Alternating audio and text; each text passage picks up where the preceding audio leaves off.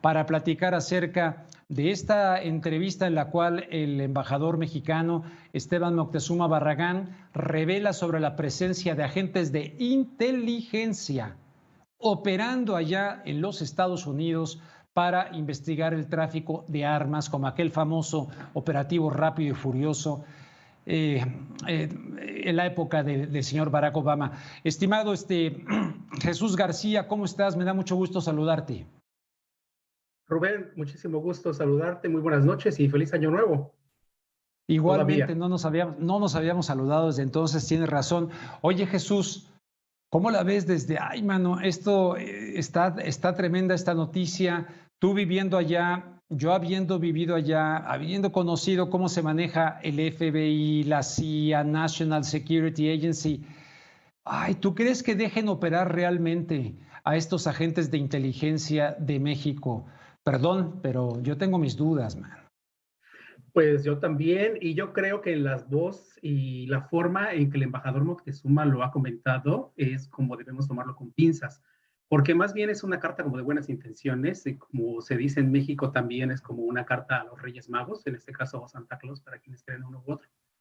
Me parece que está en el proceso de negociación y justamente estaba yo revisando la cita textual que señala, donde habla sobre este tema de tratando de convencer a los Estados Unidos de la importancia del despliegue de agentes mexicanos de inteligencia en territorio estadounidense. Es complicado debido al historial de corrupción y tenemos que reconocerlo que tienen las autoridades mexicanas, no porque en Estados Unidos no hayan funcionarios corruptos o agentes corruptos. Sin embargo, también hay que reconocerlo en el sistema judicial estadounidense. La persecución de esos agentes es más una constante que lo que ocurre en México y constante con ciertas consecuencias. Entonces, también hay cierta desconfianza por las acciones que ha tenido el gobierno mexicano recientemente en materia de intercambio de información, como fue el caso del general Salvador Cienfuegos, entre otros aspectos. Ahora, me parece importante porque México de algún modo pues está poniendo sobre la mesa tratando de ampliar, creo que tiene de algún modo razón de que haya un despliegue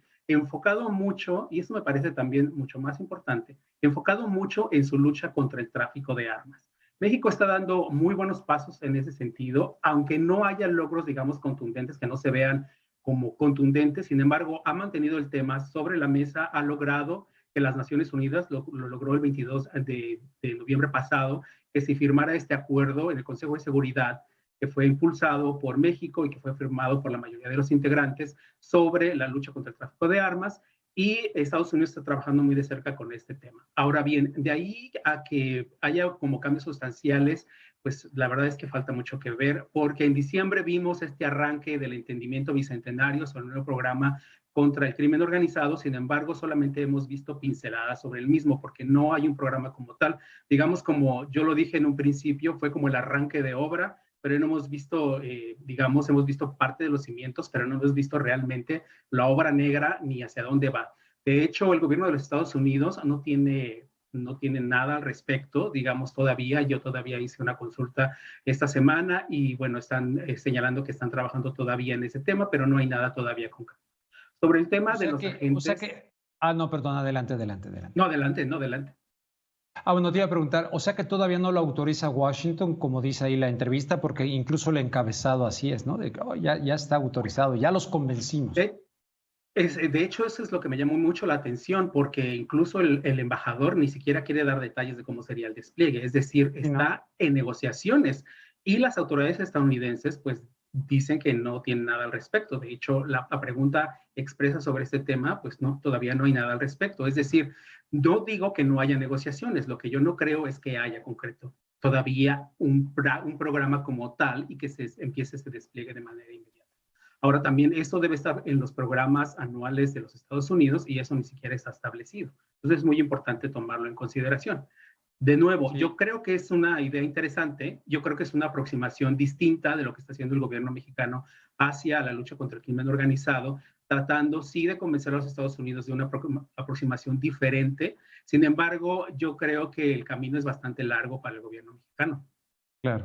Oye, te hago una pregunta reflexiva en este contexto, ¿no? Militares mexicanos, como de otras partes, han sido entrenados en aquella escuela que se llamaba la Escuela de las Américas.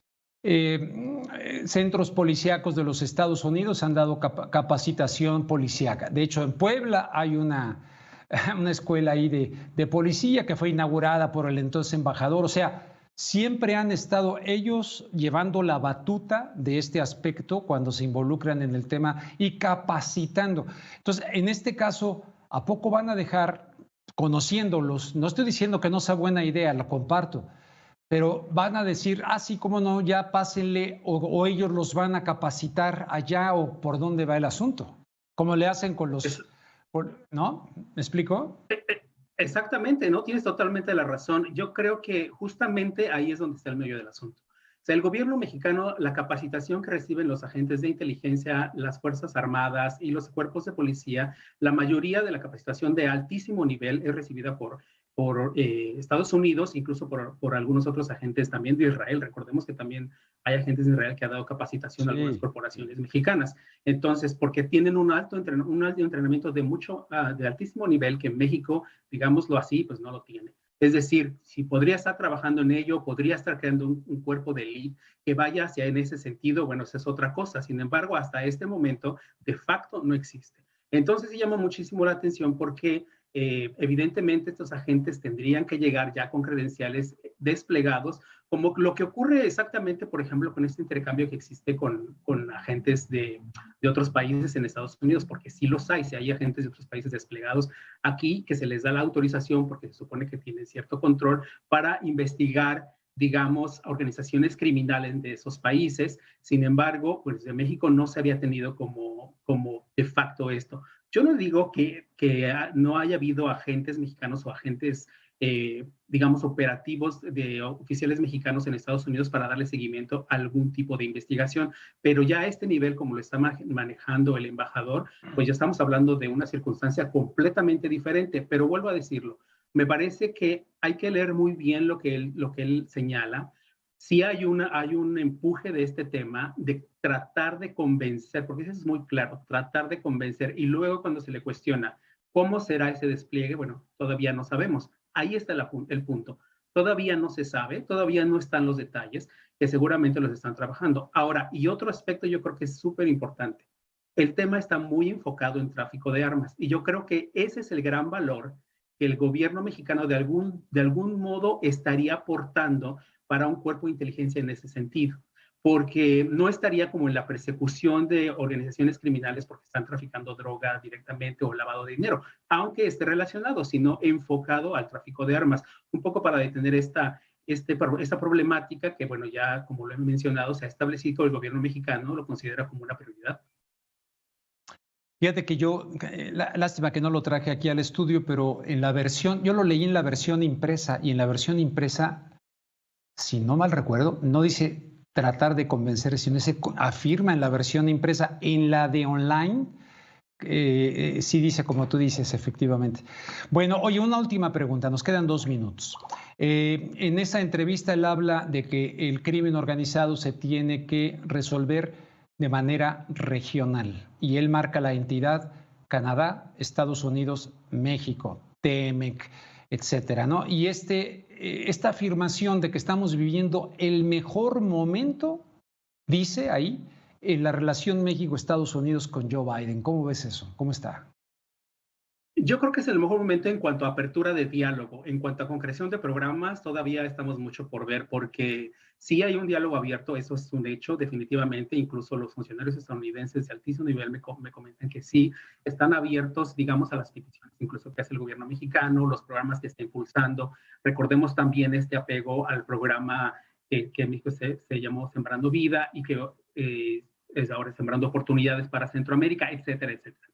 Sí hay ese diálogo abierto, sin embargo, hay muchas cosas que no están realmente concretas. Yo creo que este año va a ser muy importante porque recordemos que es el bicentenario de la relación diplomática. Entonces, van a aprovechar ambos gobiernos para presentar, digamos, los programas concretos ya como muy avanzados sobre el que está haciendo el ABC, digamos, de lo que está pasando en Centroamérica, de lo que está pasando con los avances y, digamos, las negociaciones alternas con el acuerdo trilateral, cómo se integra Canadá, por ejemplo, en la lucha contra el crimen organizado, porque recordemos también que, bueno, el crimen organizado no solo opera en Estados Unidos, sino que ha utilizado las fronteras canadienses para ingresar a los Estados Unidos. Los cárteles mexicanos lo están haciendo. Y entonces hay que poner muchísima atención sobre lo que están trabajando en ese sentido, pero eso lo veremos, yo creo, que hacia el segundo trimestre de este año, que es cuando supuestamente tendrían como los programas muchísimo más concretos. Jesús García, te mando un fuerte abrazo hasta Nueva York. Igualmente, Rubén. Debe estar teniendo un frío tremendo, ¿no? Por allá. Sí, no, estamos con sensación real de menos 15 grados. Menos 15 grados. Órale, ese es frío. Te agradezco mucho. Te agradezco mucho. Muy buenas noches. Un gusto saludar. Muy buenas noches, Jesús García desde Nueva York, y nos vamos con el Instituto Nacional Electoral.